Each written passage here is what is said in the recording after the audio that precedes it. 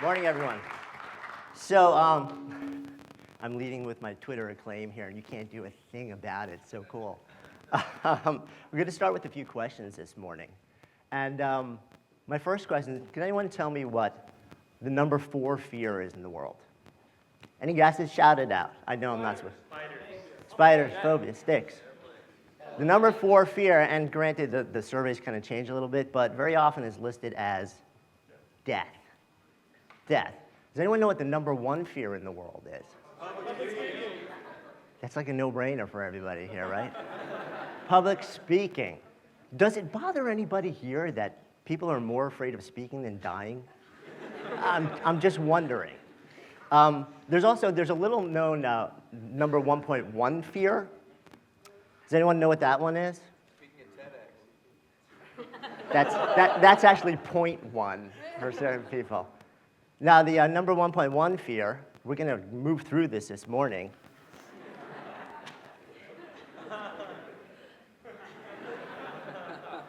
So, take 2 seconds here and just turn to the odd, strange, bizarre human being sitting next to you and say hello.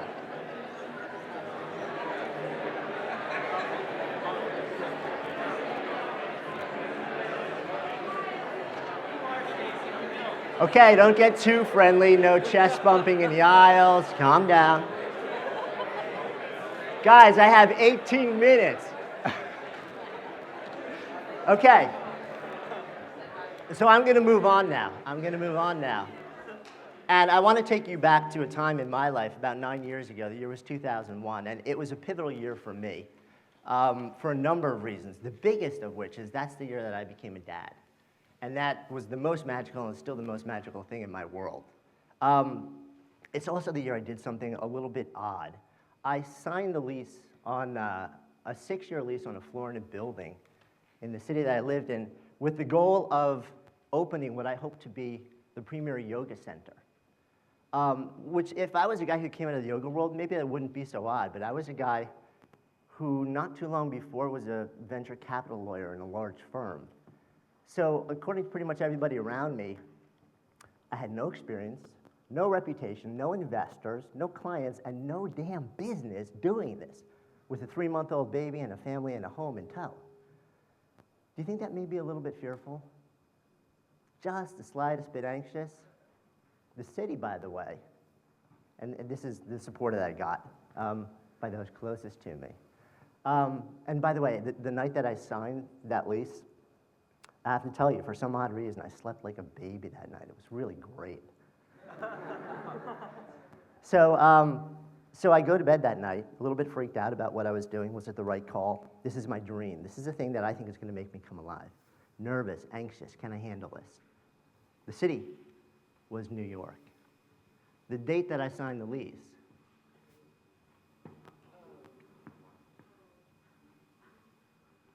September 10th, 2001. When I woke the next morning, my city was literally in flames. And I was a longtime New Yorker. And what you hear in my voice now talking about this isn't well, yeah, it's nerves about talking here, but that's not what really you're hearing. What you're hearing is, for those of us that were in the city that day, as far from that date as we remove ourselves, it's still right there. It's still right there. And the first thing that happens that morning is my thoughts started flitting between 2 warring things. One was, who did I know? Because everybody knew somebody if we were in the city. Who did I know? Did I know somebody that was in the towers that day? And then the other thing that was bouncing between was, what am I doing? Am I seriously going to launch a business into this abyss of pain and mourning and sadness? And remind yourselves also that at that moment, we didn't know if this was the first of many or if this was it. And as the day progressed, and I was talking to my wife, we started to realize we did, in fact, know somebody who was working on the 108th floor of one of the towers. A father, a friend of ours who was a married father, the 2.5-year-old and a 9-month-old son. And they had actually just finished with their dream home a few months earlier out in the suburbs. So we piled my daughter into the car, drove up there to their house where there was a vigil going on, hoping for some word that sadly would never come. And as the day progressed, and as people made their way home, it ended up being just our friend, the wife, and my wife and me, and my daughter who was sleeping, the 2 kids, and the 2 moms went up and put the 9-month-old to sleep. And they asked me if I would go and read the 2.5-year-old a story. And I remember, it's like it was, I'm there today. I remember walking up the steps, not knowing what to expect, opening his door and seeing him just sitting there. Little flannel PJs, half tucked, his favorite book on his lap. And wondering, who are you? What are you doing here? Knowing that I was a guy who had to now try and just, in some way, make him feel okay. And I sat down and I read the story to him. And slowly he lay back and he fell asleep. And in that moment, as I was sitting there, something in me changed. Something in me changed. There was a realization that this is it. My friend did not go to work that morning expecting never to come home, but it happened. This is our bite at the apple. And as I look back on that moment, there's something that Steve Jobs said a number of years later, in his 2005 commencement speech at Stanford, where he said, remembering that you're going to die is the best way I know to avoid the trap of thinking you have something to lose. You're already naked. There is no reason not to follow your heart. So driving home that evening, my mind is, I'm thinking, okay, going back to the yoga studio and the lease that I just signed and the huge amount of money I was about to spend to make this business a reality. Am I really going to do this? Am I really going to do this? It's something that I have to do now because I feel this is our bite at the apple. This is my shot. Am I filled with fear and anxiety? Oh, yeah, big time. But this is my one chance. I don't get do-overs. So as we went home and I made the decision to actually go forward with it, I was asking these questions. I was saying to myself, do I launch my company or walk away, and do I rise above the fear and anxiety? And based in large part at that moment on what had just happened in that room with this 2.5-year-old boy, the answer was yes. And I went ahead and I launched it. And that studio then, over a period of 7 years, grew into one of the largest, most successful studios in New York City, and potentially in the country, where, more importantly than that, I had an opportunity over that period of time to touch the lives of tens of thousands of people, to impact people's lives in a deeper way from around the world. We trained hundreds and hundreds of yoga teachers at the same time. And it became this magical experience for me. And actually, in December 2009, I sold that company.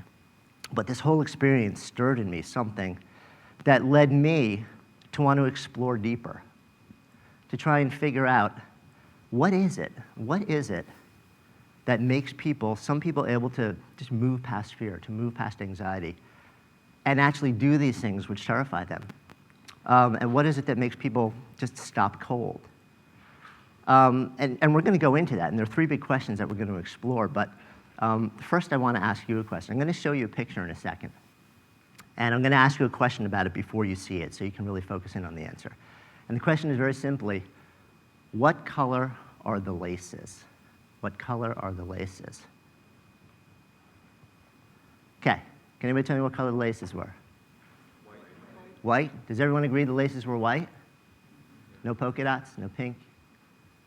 No, nothing? Good. So pretty much 400-something people in the room here said, okay, 1 second, white laces. But I have a second question. What about the girl? What color dress was she wearing?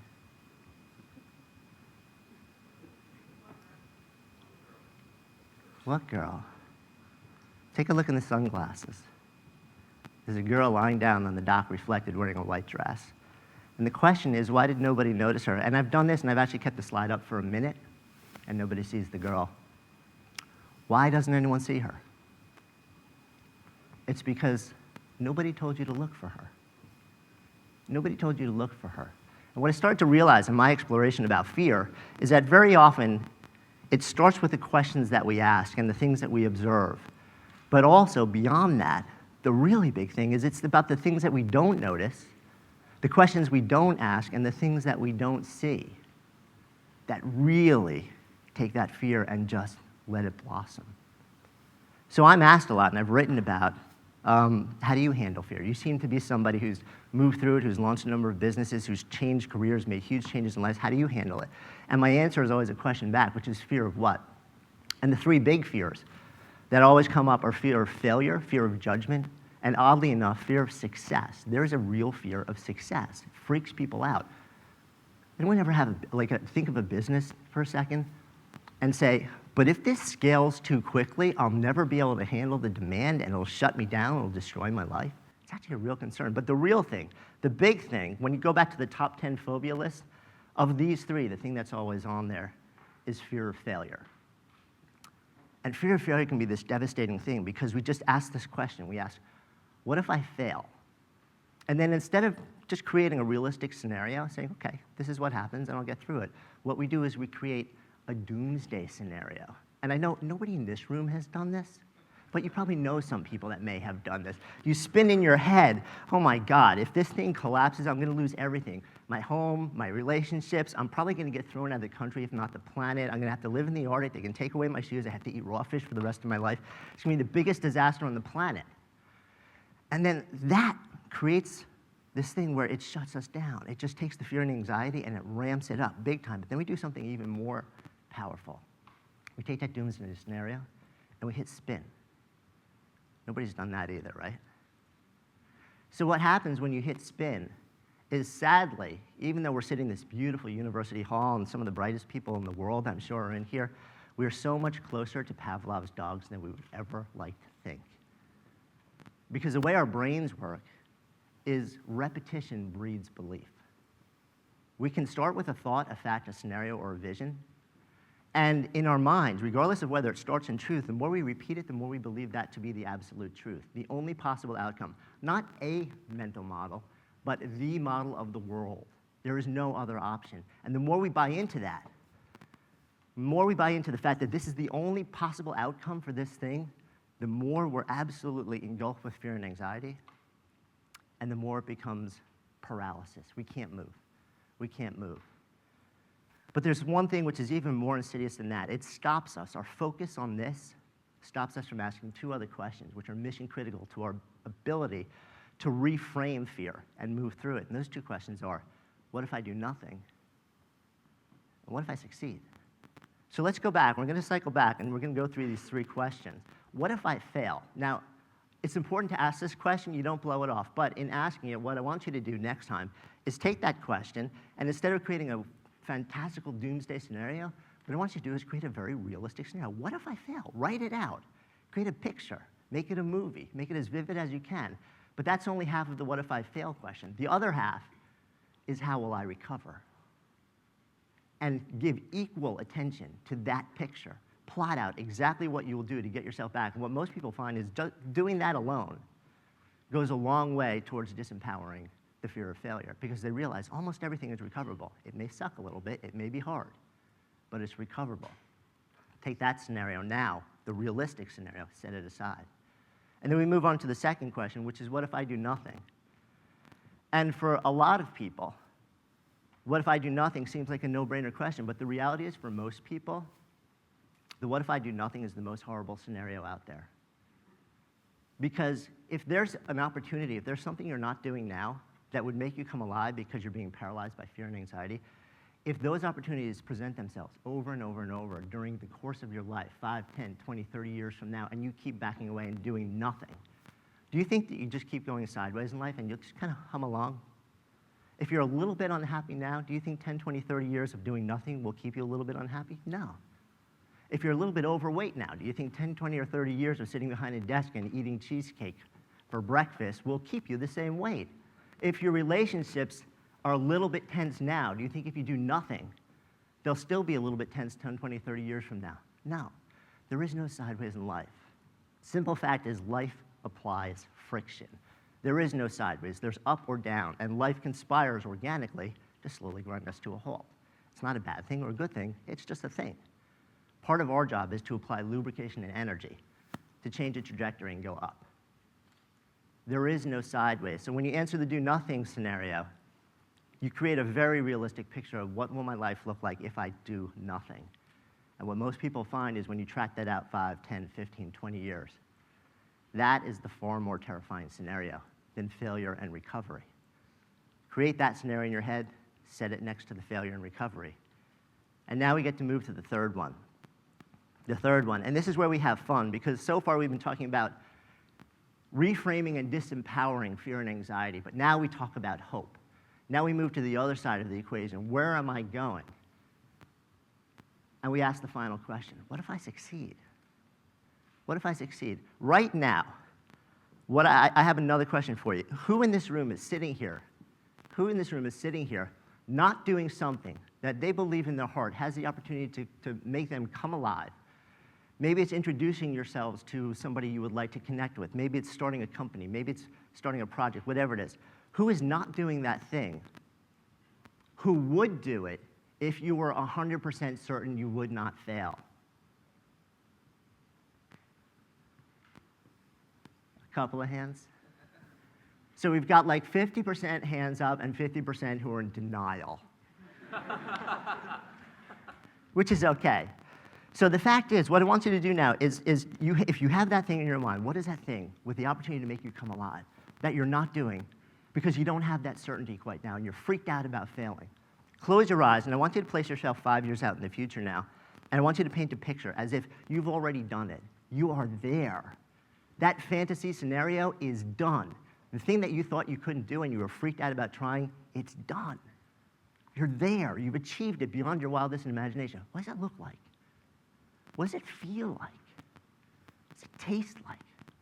How does the air feel against your face in that place? And then I want you to do one more thing with that vision. Now I want you to hit spin. Helen Keller once said, life is either a daring adventure or nothing, and I'm inclined to agree. I cannot resign myself to the notion of living the rest of my life in a vacuum of regret. I cannot resign myself to the notion that I will have spent time on this earth but never having done anything to actually come alive out of fear. And I cannot fathom the notion that in some way, through my action or inaction, I may have taught my daughter, my little girl, to do the same. So as you move forward from this morning, the challenge I issue to you is take that thing that we just put into your mind, that you've been putting off because you're afraid of failing. Take it and bring it present again, and ask the 3 questions. What if I fail and recover? What if I do nothing? And by God, what if I succeed? Thank you.